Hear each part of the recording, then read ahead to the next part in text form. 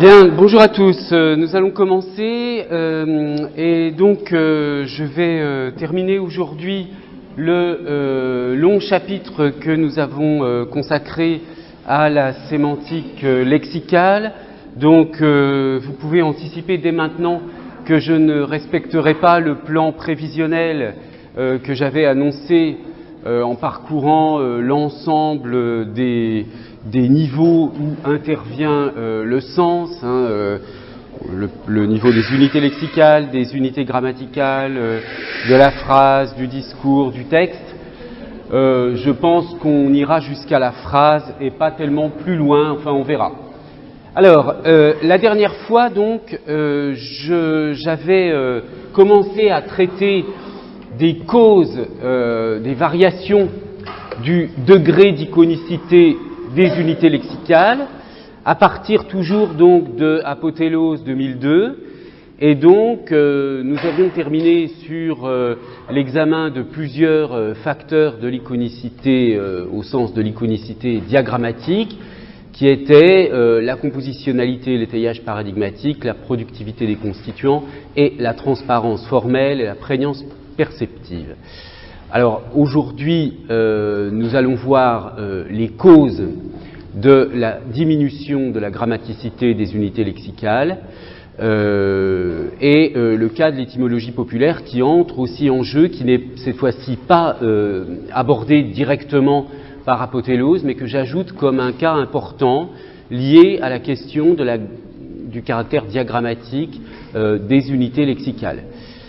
Et puis nous terminerons le cours sur le dernier point du chapitre sur la sémantique lexicale qui a à voir avec les enjeux de l'emploi d'une unité lexicale autre que simplement sa forme, son aspect de dénomination et de catégorisation, etc. Alors, je rappelle d'abord donc que nous avions vu qu'une unité du type fortement, qui est une unité construite, donc, peut être considérée comme construite parce qu'elle s'inscrit dans deux paradigmes. C'est donc ce que Apothélos nomme l'étayage paradigmatique, c'est-à-dire que la décomposition d'une unité lexicale en sous-éléments, c'est-à-dire en morphèmes lexicaux et ou morphèmes grammaticaux. Cette décomposition doit s'appuyer sur des paradigmes. Alors principalement sur le paradigme correspondant aux morphèmes dérivationnels. Par exemple, dans fortement, on a ce paradigme de tous les adverbes en ment, rapidement, etc. Donc il est clair que l'élément suffixal ment est attesté comme élément formateur, si vous voulez. Mais il faut aussi prendre en considération l'unité lexicale de base, ici fort par exemple, qu'on peut trouver dans différentes combinaisons. Bien. Nous avions vu également qu'un facteur important qui intervient, c'est la productivité des morphèmes, et ça on va le voir tout à l'heure sur les limites de l'iconicité diagrammatique. Si un morphème perd de sa productivité, bien le caractère construit peut être remis en question, le caractère construit de l'unité lexicale et donc sa diagrammaticité peuvent être remis en question. Et j'avais insisté, en reprenant encore une fois Apothélos, sur le fait que cette question de la productivité des morphèmes, elle peut mettre en jeu différents paramètres. Le nombre d'attestations type, le nombre d'attestations occurrence ou la vitalité du morphème. Et enfin, j'avais dit un mot rapide de la question de la transparence formelle, qui est liée donc à la prégnance perceptive.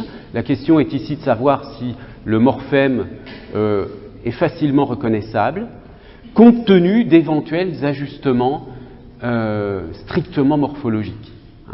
Et on avait vu que parfois des consonnes supplémentaires apparaissent, par exemple dans artisanal amical. On voit bien que artisanal est peut-être plus facile à reconnaître, plus évident, plus transparent, en raison du fait que le suffixe al s'adjoint immédiatement à la base artisan, alors que dans amical, le C est étymologique, il vient de amicus, mais il n'a plus de raison d'être en synchronie. Bon, cela dit, on peut douter que ça dérange l'interprétation. Dire que je ne sais pas si on peut considérer, par exemple, pour quelqu'un qui apprend le français à un stade débutant, si il a du mal à reconnaître ami dans amical, à cause de cette consonne supplémentaire.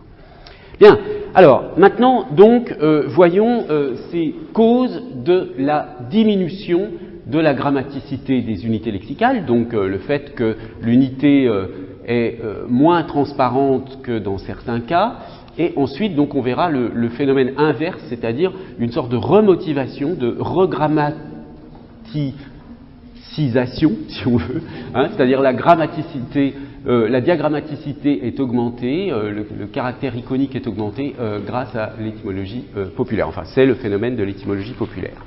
Alors, première cause, dans les causes de variation du degré d'iconicité des unités lexicales, l'écart qui peut exister entre le sens prédictible à partir du sens des morphèmes, tels qu'ils sont attestés dans certaines occurrences, et le sens effectif des morphèmes.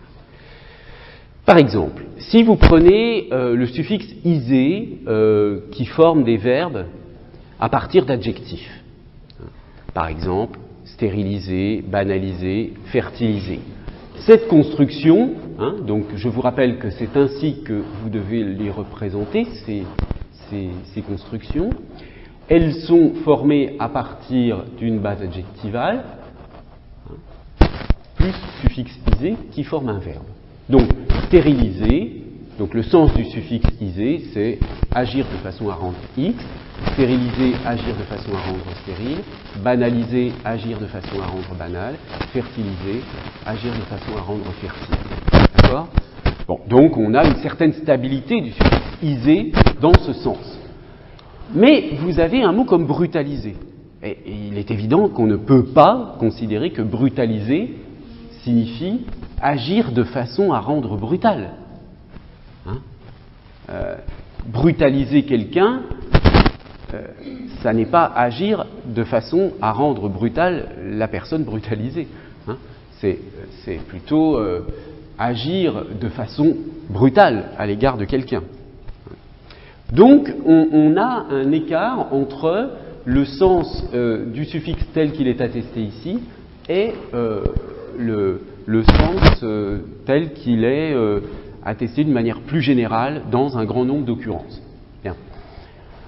La question, à nouveau, c'est de savoir si, bon, certes, ça pose un problème pour le linguiste, c'est-à-dire si le linguiste veut généraliser sur le sens du suffixe isé, ça lui pose un problème, parce qu'évidemment, le sens de isé n'est pas le même dans brutaliser que dans stériliser. Mais, du point de vue du sujet parlant, est-ce que ça pose un problème particulier pour l'interprétation de brutaliser comme mot construit à partir de l'adjectif brutal? Ben non. Je veux dire, du point de vue, il me semble quand même assez évident que du point de vue du sujet parlant, le simple fait qui compte, c'est de fabriquer un verbe à partir d'un adjectif, quel que soit le sens précis du suffixe. Donc quelqu'un qui rencontrerait pour la première fois brutaliser, il verrait probablement dans le contexte qu'il y a l'idée de brutalité et puis il y a un verbe qui engage l'idée de brutalité, ou la propriété brutale. D'accord ? Par conséquent, il y a bien quelque chose comme une baisse de diagrammaticité du point de vue linguistique au sens où il y a une irrégularité dans le fonctionnement du suffixe isé, mais au fond, on peut douter que cela altère réellement la diagrammaticité de l'unité lexicale pour le sujet parlant. Maintenant, un exemple d'un autre type, c'est l'exemple de cassation, au sens juridique du terme, la cour de cassation, où on a un suffixe ation comme dans adaptation, datation. Bon, alors, évidemment, l'adaptation, c'est le fait de s'adapter, la datation, le fait de dater, hein, donc on voit bien ici, mais cassation, c'est bien le fait de casser, mais dans un sens très spécial, dans un sens juridique, le fait de casser un jugement. Hein. On ne peut pas, je veux dire, en théorie, si on développait simplement, si on appliquait le sens du suffixe ation sur la base verbale cassée, on pourrait parler de la cassation d'un verre qui est tombé par terre. Hein. Le verre s'est cassé, la cassation de ce verre est regrettable, par exemple. Bon, évidemment, on ne peut pas, ce mot n'existe pas. D'ailleurs, sauf erreur, il n'existe pas de substantif dérivé de casser pour désigner le fait d'avoir cassé. Hein. On ne peut pas dire le cassage, la cassation, le cassisme.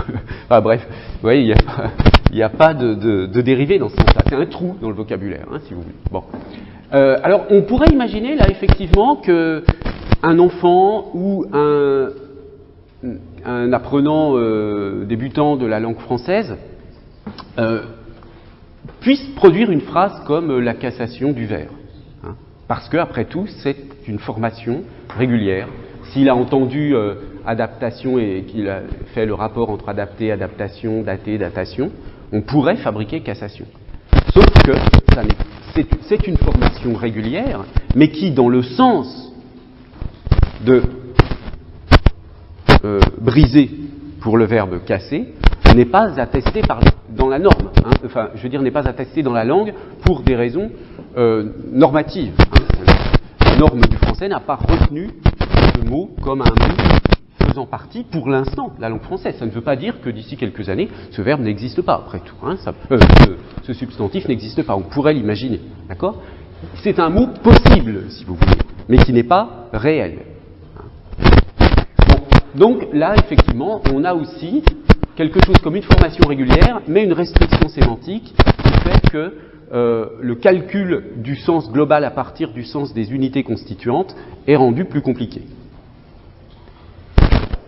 Donc, en résumé, Apothélos met ces deux types de cas sur le même plan, en disant qu'il y a une baisse de grammaticité. Pour ma part, j'aurais tendance à considérer que la véritable baisse de diagrammaticité pour le sujet parlant est valable uniquement pour cassation, pas pour brutaliser, pour les raisons que j'ai exposées tout à l'heure. Alors, deuxième cas de figure, deuxième cause possible de la diminution du caractère diagrammatique d'une unité lexicale, la pluralité des parcours dérivationnels. Alors, ça c'est un phénomène tout à fait intéressant qui a été remarqué par exemple notamment par Daniel Corbin, qui est repris aussi par Apothélos, mais différents auteurs ont traité de ce problème. Lorsque vous avez plusieurs dérivations, plusieurs suffixes ou alors un préfixe plus un suffixe, eh bien il y a un problème d'ordre de l'incidence des affixes. Alors, par exemple, si vous prenez le mot, l'adjectif invalidable, invalidable, d'accord ? Alors, il y a deux solutions. Ça, c'est la première solution.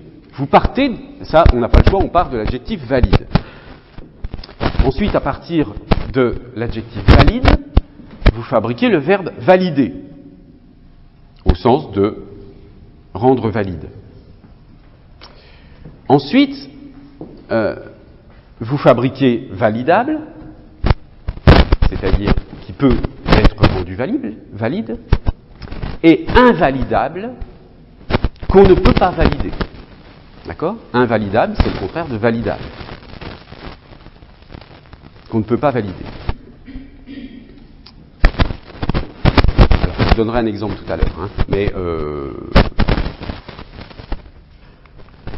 je vous montre maintenant la deuxième possibilité, théorique, hein, on verra les exemples après. Deuxième solution, à partir de l'adjectif valide, vous partez non pas, vous fabriquez le verbe valider, d'accord, hein, comme dans le cas précédent, hein, valide, validé, mais à partir du verbe valider, au lieu de fabriquer l'adjectif en able validable, vous fabriquez le verbe invalider. D'accord? Donc c'est à cet endroit-là hein, que l'ordre de la dérivation change.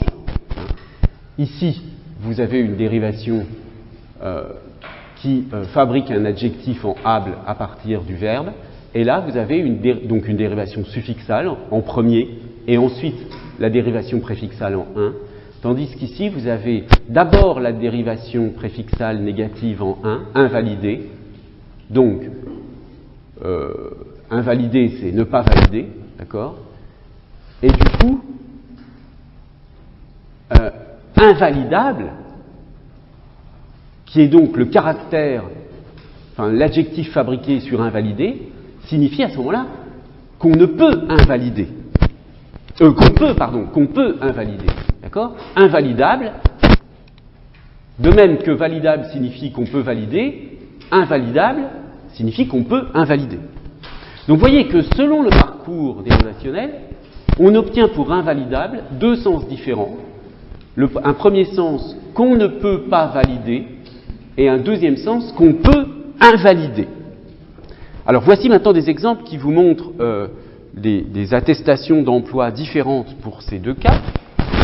Pour le sens B, donc invalidable au sens de qu'on ne peut pas valider.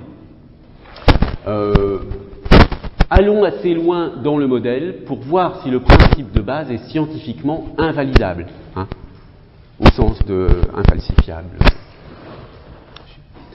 Monsieur Mistral Bernard, homme très honorable, très influent dans son canton, et dont l'élection invalidable a été invalidée plusieurs fois de suite par un conseil, etc. Vous voyez, on voit bien que l'élection, elle est dite invalidable, et en fait, elle a effectivement été invalidée. Donc, invalidable signifie bien ici qu'on peut invalider. De même que ici, d'un point de vue popperien, un fait est scientifique à partir du moment où on peut l'invalider, hein, ou le falsifier. Donc, d'où l'usage de l'invalidable.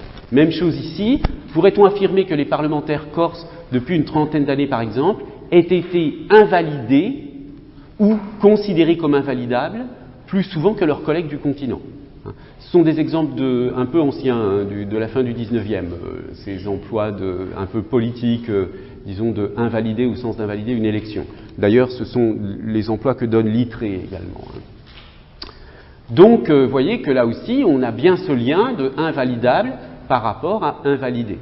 Donc, invalidable qu'on peut invalider.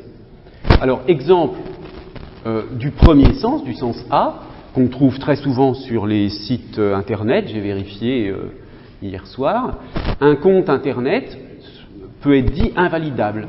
On n'arrive pas à le valider. Hein. On fait toutes les opérations et puis au moment de valider, on ne peut pas. Donc on n'arrive pas à valider.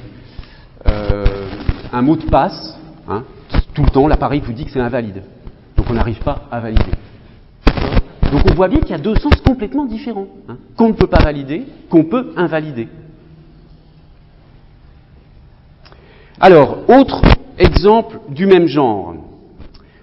Sauf que là, les deux parcours théoriques aboutissent à une indistinction sémantique. Si vous voulez, quand vous prenez indirectement, vous pouvez faire un peu la même chose, c'est-à-dire vous pouvez d'abord faire intervenir le préfixe négatif 1, le direct fabrique l'adjectif indirect, et ensuite l'adverbe indirectement, qui signifiera à ce moment-là de manière indirecte.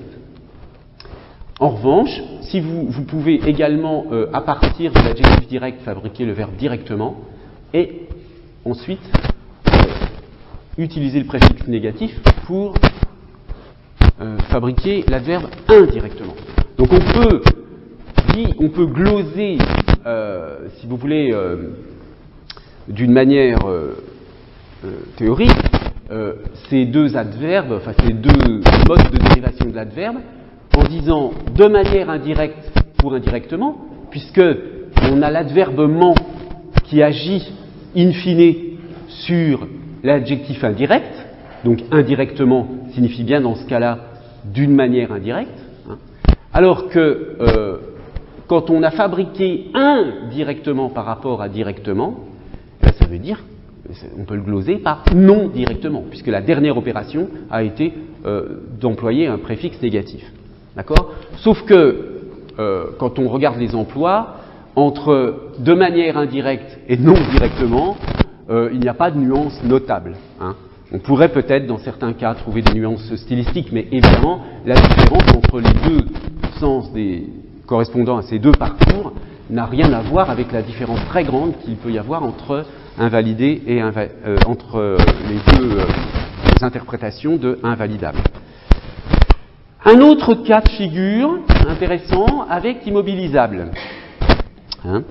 Pour immobilisable, donc, vous avez un premier parcours dérivationnel qui part de l'adjectif mobile, qui ensuite préfixe négativement avec immobile. À partir de l'adjectif immobile, qui veut dire non mobile, le contraire de mobile, vous fabriquez le verbe immobiliser, c'est-à-dire rendre immobile. Et puis ensuite, immobilisable. D'accord ? Donc l'adjectif fabriqué à partir de immobiliser, qu'on peut rendre immobile. Ok ?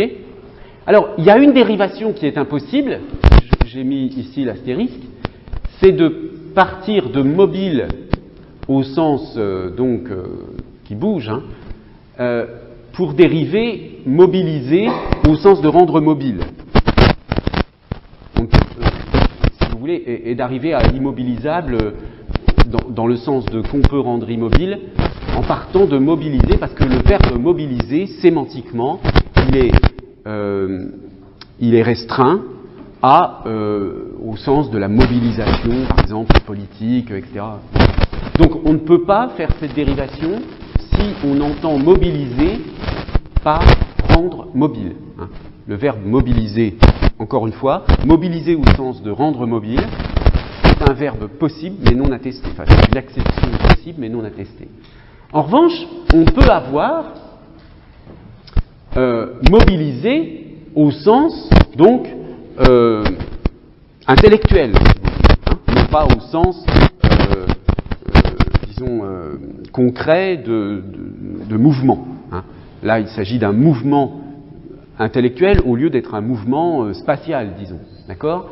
Donc mobiliser au sens où on mobilise l'attention de quelqu'un, des personnes se sont mobilisées contre tel projet de loi, etc. etc. Hein, vous voyez le sens de mobiliser. Donc, ici, à partir de ce sens de mobiliser, on peut avoir mobilisable, des gens qui sont mobilisables pour telle cause, et puis ensuite, on va voir ça, mais on ne va pas le prononcer. C'est ça qui est intéressant, on ne va pas le prononcer immobilisable, on va le prononcer immobilisable. On va dire, cette personne, elle est immobilisable pour ce combat politique parce que ses idées sont trop opposées ou parce qu'elle a un conflit avec telle personne, etc. Vous voyez ? Donc là, il y a toute une réflexion intéressante sur laquelle d'ailleurs Apotélos a pas mal travaillé, sur le fait que le préfixe 1 se réalise différemment selon les types de formation. Donc on a deux formations, mais avec deux prononciations, immobilisable et immobilisable, d'accord ? Et qui correspondent à deux parcours dérivationnels. Ces deux parcours étant dus au fait qu'il y a une polysémie de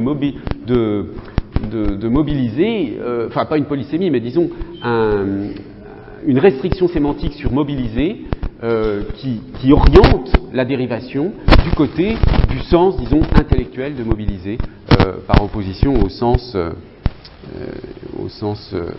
de mouvement concret. Alors, autre cause un peu particulière, là c'est vraiment un problème qui touche un petit peu plus des questions de morphologie. Quand vous regardez les noms d'arbres, alors vous avez des noms d'arbres réguliers comme cerisier, pommier, etc. Mais vous avez le cas de peuplier. Alors, pourquoi on dit un peuplier ? Bon, alors là, en fait, la raison historique, c'est qu'un peuplier, ça s'appelait un peuple. Je veux dire, l'arbre, le peuplier, ça se nommait le peuple, dans un état plus ancien du français. Et en fait, on a aligné peuple sur cerisier, pommier, etc., parce que ce suffixe -ier est caractéristique des noms d'arbres. D'accord? Donc c'est juste une régularisation morphologique pour que le mot, enfin, si vous voulez pour le dire simplement, pour faire en sorte que le mot peuplier ressemble à un nom d'arbre. Puisque cerisier, pommier, etc. sont aussi des noms d'arbres. Mais contrairement à pommier, qui est arbre sur lequel poussent les pommes, ou cerisier, arbre dont les fruits sont des cerises, bah, le peuplier, c'est pas l'arbre dont le fruit sont les peuples, hein, bien sûr. Donc, on a un alignement morphologique, mais sans aucune transparence sémantique. Enfin, je veux dire, là, le mot n'est pas construit. Hein. Et simplement, sa forme a changé pour que le mot soit inscrit dans un paradigme régulier. Enfin, c'est tout au moins l'explication historique qu'on donne, en général, qui est, a priori, la meilleure qu'on puisse donner. Un autre cas, un tout petit peu plus complexe, alors là, c'est une analyse qui est due, encore une fois, à Daniel Corbin, qui a beaucoup travaillé sur la morphologie. Donc, c'est le cas de antigrippal. Alors, comment on analyse antigrippal? Apparemment, ça ne pose pas de problème. Il y a grippe, il y a anti et il y a al. Sauf que, quand on regarde dans le détail, on peut se dire la chose suivante. Si vous partez de grippe et que vous fabriquez grippal, donc vous avez une base nominale et vous fabriquez un adjectif. Grippal, ça veut dire relatif à la grippe. D'accord? Comme le suffixe anti fabrique un sens inverse, ça voudrait dire littéralement antigrippal qui n'est pas relatif à la grippe. D'accord? Comme, je ne sais pas, anti-poux, c'est contre les poux. Bon, oui, donc, anti-grippal, si grippal signifie relatif à la grippe, ça voudrait dire anti-relatif à la grippe. Ce qui n'est pas acceptable, puisque un vaccin anti-grippal, c'est pas contre le fait que ce soit relatif à la grippe, c'est contre la grippe. Bon, donc cette première analyse n'est pas valable. Deuxième analyse possible, on pourrait, l'adjectif anti-grippe existe, hein, un vaccin anti-grippe, qui donc signifie est destiné à combattre la grippe. Et alors, al, qui toujours ajoute comme sens relatif à, l'adjonction de ce suffixe conduirait à dire que antigrippal signifie relatif à quelque chose qui est destiné à combattre la grippe. Ce qui n'est pas le cas de antigrippal. Bon. Donc, l'idée, c'est que le suffixe al n'a pas de véritable valeur sémantique. Enfin, si vous voulez, il n'a pas la valeur sémantique qui est normalement associée à ce morphème. C'est un simple morphème analogique.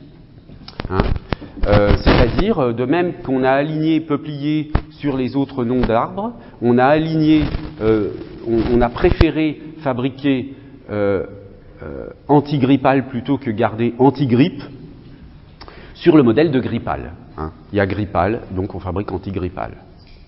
Mais en fait, l'analyse morphologique approfondie montre qu'il y a un petit problème dans la combinatoire sémantique des différents morphèmes, anti et al. Alors, cas du même genre, avec intraveineux, interplanétaire, antisismique. Du coup, Corbin analyse intraveineux comme étant analogique de veineux,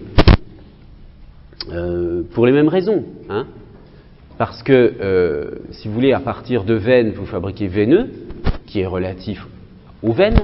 Hein. Par exemple, je ne sais pas, un problème veineux, c'est un problème relatif aux veines. Bon. Donc, intraveineux, ça devrait signifier qui est interne à ce qui est relatif aux veines. Alors que intraveineux, ça veut dire dans les veines, pas dans ce qui est veineux. Vous voyez la différence? C'est dans les veines et pas dans ce qui est veineux. Comme antigrippal, c'est pas contre le grippal, c'est contre la grippe. D'où le problème que interplanétaire, même chose, planétaire qui est relatif aux planètes, interplanétaire, c'est pas entre ce qui est relatif aux planètes, c'est entre les planètes. Antisismique, sismique, c'est ce qui est relatif au séisme. Antisismique, ça n'est pas contre ce qui est relatif au séisme, mais contre les séismes. Bon, donc à chaque fois, on a l'impression qu'on a un problème avec le suffixe ici, et que le suffixe est simplement analogique du mot qui n'est pas négatif. Hein. Donc intraveineux, il serait analogique de veineux, intraplanétaire, de planétaire, etc. Bon. Alors c'est l'analyse de Corbin, mais au fond, elle est un peu contestable, cette analyse, et Apotéose propose l'argument suivant, c'est de dire qu'en réalité, ces mots sont des adjectifs relationnels. Des adjectifs relationnels, c'est-à-dire des adjectifs qui n'ont pas toutes les propriétés des adjectifs, mais qui sont simplement des adjectifs qui portent un nom, si vous voulez. Hein. Donc, l'idée, c'est tout simplement que la compositionnalité sémantique s'effectue avec le nom dont l'adjectif est dérivé, et pas avec l'adjectif lui-même. Hein. Donc, par exemple, pour fiscaliser, on va dire qu'on va gloser fiscaliser par soumettre à l'impôt, plutôt que agir d'une manière fiscale. Autrement dit, fiscaliser va être analysé sur la base du substantif fisc et pas sur la base de l'adjectif relationnel fiscal. D'accord ? Donc, avec un argument de ce genre, eh bien, on peut effectivement dire que antigrippal, c'est effectivement la combinaison du préfixe anti et de l'adjectif grippal, et que d'un point de vue sémantique, cette combinaison associe le sens du préfixe anti avec le sens du nom grippe, qui est le nom sur lequel est fabriqué l'adjectif relationnel.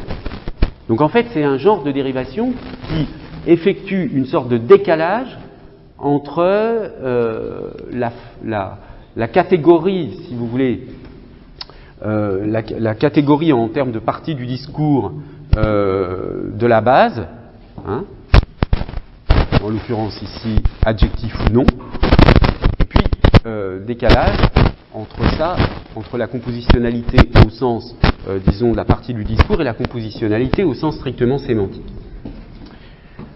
Alors, autre possibilité maintenant, plus classique, ce qu'on appelle parfois l'orphelinisation du dérivé. Le dérivé devient orphelin, c'est-à-dire on ne voit plus le lien avec la base. Alors par exemple, déceler, au sens de déceler une erreur dans une copie, etc. Alors déceler est perçu aujourd'hui comme étant opaque. Hein. Je veux dire, il faut vraiment avoir des connaissances historiques pour savoir que déceler est dérivé du verbe celer, qui signifiait cacher ou taire. D'accord ? Si vous avez ça en tête, grâce à des connaissances historiques, eh bien, effectivement, pour vous, le mot peut être perçu comme construit, mais pour la majorité des locuteurs du français, le sens du préfixe dé dans déceler, on peut douter qu'il soit perçu. Hein. Mais, au fond, c'est une pétition de principe. Il faudrait faire des tests psycholinguistiques pour en être sûr. De même, qui peut retrouver dans prouesse le sens de preux, hein, qui est une autre forme de l'ancien prou, du latin prodis, etc., qui veut dire vaillant, courageux. Hein. Une prouesse, c'est une chose faite par quelqu'un de courageux. Mais faire le lien entre un preux chevalier et la prouesse, il faut avoir en tête le mot preux, qui, sauf contexte littéraire, historique, etc., ne fait pas partie du vocabulaire usuel du français contemporain, hein, preux. Donc, cette question de l'orphelinisation du dérivé, elle est liée à la perte de productivité d'un des constituants. Donc, hein, rappelez-vous ce qu'on a dit sur la diminution de la productivité des morphèmes. Bon, là, ce sont des exemples de mots construits par préfixation ou suffixation, hein, dans déceler ou prouesse, mais au fond, c'est un peu le même phénomène dans les expressions figées qui sont fondées sur des des termes qui ne sont plus en usage. Hein. Par exemple, avoir maille à partir avec quelqu'un, je ne sais pas si les étudiants étrangers connaissent cette expression. Avoir maille à partir avec quelqu'un, c'est avoir une dispute avec quelqu'un, disons, hein, avoir une controverse, une dispute, un conflit, enfin bref. Et l'origine de cette expression, il faut comprendre deux choses. La maille était une petite monnaie, et partir signifie partager. Donc avoir une petite monnaie à partager avec quelqu'un, ce qui génère évidemment des difficultés, hein, littéralement. Mais le sens n'est plus perçu du tout de cette expression. Donc on a bien aussi une sorte d'orphelinisation dans ce cas-là, du fait de la disparition du sens de maille comme terme de monnaie et partir au sens de partager. D'accord ? Bien, autre cas un petit peu comparable, le cas des faux dérivés et des pseudomorphèmes. Alors, bon, c'est comparable, mais c'est quand même assez différent. Quand vous prenez inextricable, par exemple, inextricable, je pense que les locuteurs contemporains du français voient bien le parallèle avec incalculable, avec infaisable, etc. Hein. Donc incalculable qu'on ne peut pas calculer, infaisable qu'on ne peut pas faire. Donc dans inextricable, on sent bien qu'il y a quelque chose qu'on ne peut pas. Hein. Mais on ne peut pas dire que inextricable veut dire qu'on ne peut pas extriquer. Hein. Il n'y a pas de base extrique qui existe. Alors, là où ça a un rapport avec la question précédente de l'orphelinisation des dérivés, c'est que cette forme inextricable s'explique par un emprunt au latin, inextricabilis, qui lui, en latin, dans cette synchronie de langue, hein, du latin, en fait est un dérivé régulier, hein, de extricare, avec le suffixe habilis, hein, extricare au sens de démêler, débrouiller, et donc qu'on ne peut pas extricarer, hein, inextrabilis, inextricabilis, qu'on ne peut pas extricarer, qu'on ne peut pas démêler, qu'on ne peut pas débrouiller. Bon. Donc, en latin, le terme, encore une fois, est un dérivé tout à fait normal, sans problème, hein. Donc, dans une synchronie, dans une langue différente, finalement, hein, que du français, mais l'évolution historique a fait qu'on a conservé une forme française de ce mot, avec inextricable, sans avoir conservé le verbe extricare, hein, extriquer. Donc, ça rend évidemment le dérivé inextricable inanalysable. Hein. Alors, même chose, carpet. Carpet est souvent interprété comme petit tapis à cause du suffixe et qui renvoie, qui est un suffixe diminutif. Hein. Je sais pas ce que je pourrais vous donner comme exemple avec le suffixe et diminutif, une valisette, une petite valise, hein, par exemple. Bon. Une fourchette, petite fourche, c'est déjà un peu plus compliqué. Hein. Vous voyez, c'est pas tout à fait faux, mais c'est pas tout à fait une fourche. Mais bon, bref. Dans le cas de carpet, c'est sûr que c'est pas une petite carte, hein, une carpette. Bon. Alors, c'est intéressant de voir un peu l'histoire de ce mot parce que c'est un trajet extrêmement compliqué en termes d'emprunt, etc. Là, je vous ai indiqué la partie historique sur ce mot dans le TLFI, où vous voyez que carpet apparaît en 1582 au sens de tissu d'ameublement tenture. En 1863, le sens tapis mobile d'une chambre ne recouvrant qu'une partie de la pièce est attesté. Littré donne l'exemple de la carpette de Smyrne. Et alors, vous voyez que ce sens est un emprunt. Le sens 1582-1863 est un emprunt à l'anglais carpet au sens de tapis servant à recouvrir les tables, les lits. Alors aujourd'hui, en français contemporain, on va dire une nappe pour recouvrir une table, et puis quoi, un couvre-lit pour couvrir un lit. Je ne crois pas qu'il y ait de mots bon. Alors, mais carpet en anglais pouvait signifier ça. Le mot anglais carpet est lui-même vient lui-même du latin médiéval carpeta. D'accord ?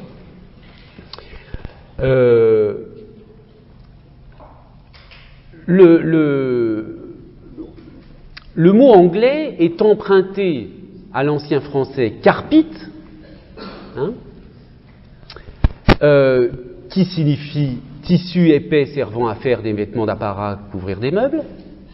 Et cet ancien français carpit est lui-même emprunté à l'italien carpita, tissu à long poil servant à recouvrir des meubles. D'accord ? Le carpita étant lui-même issu du latin vulgaire, carpita vestis, latin classique carpta, participe passé féminin de carpere, déchirer, lacérer. Et là, vous voyez le rapport avec charpier, charpie. Hein, donc la carpette, c'est un tissu en charpie, en quelque sorte. Hein, vous voyez, le lien n'est pas forcément évident à faire. Bon, donc on a effectivement une forme de latin médiéval qui est attestée ici en 1345, mais l'histoire du mot, hein, c'est ça. C'est un mot latin, ensuite il passe en italien avec le sens donc carpita. De l'italien, le français ancien récupère carpita en modifiant un peu le sens. Hein.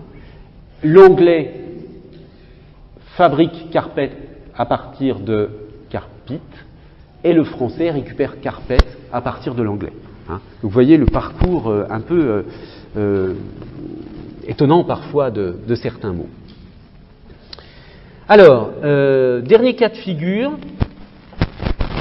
pour la diminution de la grammaticité des unités lexicales, le cas des pseudo-bases et des pseudo-affixes. Hein.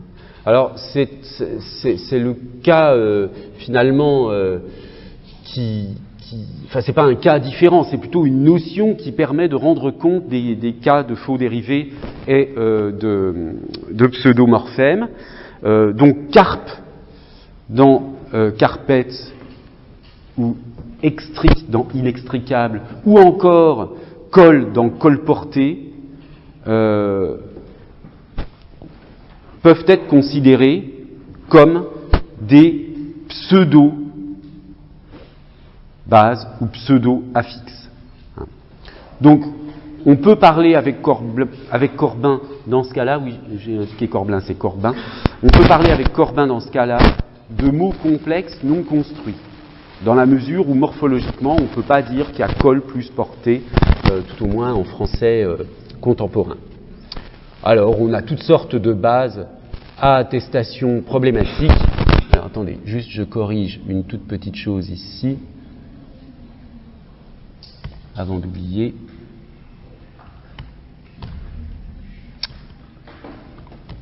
Voilà.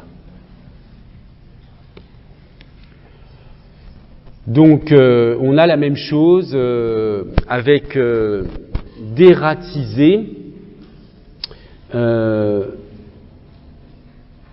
Ça peut pas être le contraire de ratisé. Hein. Et puis, c'est pas non plus un verbe fabriqué sur déra. Ça ne veut rien dire. Alors, on a parfois, certains auteurs utilisent le terme de parasynthétique, je ne l'ai pas noté ici, parasynthétique comme une synthèse, synthétique comme dans synthèse, pour dire qu'on a simultanément, à partir d'une base, ra, dé et isé qui interviennent en même temps. Ça peut être une solution théorique. Indéniable n'est pas fabriqué à partir de déniable, ni à partir de indénié. Vous voyez ? Donc on a un et able qui interviennent sur la base déniée, en même temps. Hein. C'est le cas, à nouveau, de la parasynthèse. Je vais l'ajouter aussi, cette notion de parasynthèse.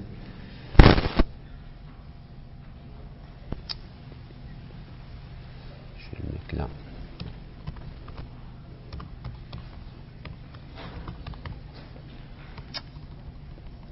parasynthétique.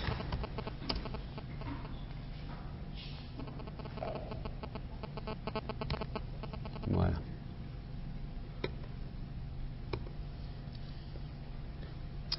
Bien, alors, j'en ai terminé avec l'énoncé de l'ensemble des causes, la description de l'ensemble des causes de la diminution de l'iconicité diagrammatique selon Apothéose. Il me reste maintenant, pour clore ce chapitre, à traiter de l'étymologie populaire, qui donc est un phénomène qui va au contraire redonner de la diagrammaticité ou donner de la diagrammaticité à des expressions ou à des constructions, à des unités lexicales qui n'en ont pas ou qui, disons, qui n'en ont pas.